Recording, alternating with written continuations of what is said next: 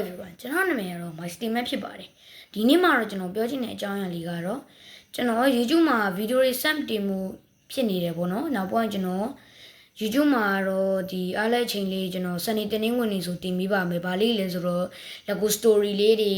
နောက်ပိုင်း Lego set နီးလေးတွေဆိုကျွန်တော်တင်မိပါမယ်ဥပမာအနေနဲ့ Lego action figure လေးတွေ robot လေးတွေကိုset နီးလေးကိုပြပြပါတင်မိပါမယ်နောက်ပိုင်းတော့ဒီကျွန်တော် unboxing video လေးတွေလည်းဒီမှာတင်မိပါမယ်ခင်ဗျနောက်ပြီးတော့ကျွန်တော်ပြောချင်တာဒီတစ်ခုကကျွန်တော်ကဒီ Mastin ဆိုတဲ့ကျွန်တော်ရဲ့ TikTok အကောင့်မှာပဲစက်တင်မှုတော့ရှိမယ်ပေါ့နော်တနေ့ကိုကျွန်တော်တပုတ်အနေနဲ့ဒီကျွန်တော်ရဲ့ TikTok အကောင့်မှာတင်ပေးပါမယ် YouTube မှာတော့စနေတနင်္ဂနွေလောက်မှာကျွန်တော်တင်ပေးမယ်ပေါ့နော်ဘာလို့လဲဆိုတော့ကျွန်တော်တို့အကြောင်းတွေဖွင့်ပြီဆိုတော့ကျွန်တော်တွေအဲ့လောက် YouTube မှာကျတော့အရှိဗီဒီယိုအရှိတွေလုံးလို့မရတော့ဗျာအဲကြောင့်ဒီစနေတနင်္ဂနွေမှာကျွန်တော်လုပ်ပေးပါမယ်ဟုတ်ကဲ့ကျွန်တော်ကဒါလေးကိုပဲလာပြောချင်းပြပါတယ်ဗျာကျွန်တော်ရဲ့ YouTube channel လေးကိုလည်း like and subscribe လေးလုပ်ပေးခဲ့ကြပါအောင်ဗျာဟုတ်ကဲ့ဒီဟာလေးကိုလာပြောချင်းမှဖြစ်ပါတယ်အားလုံးပဲ bye bye guys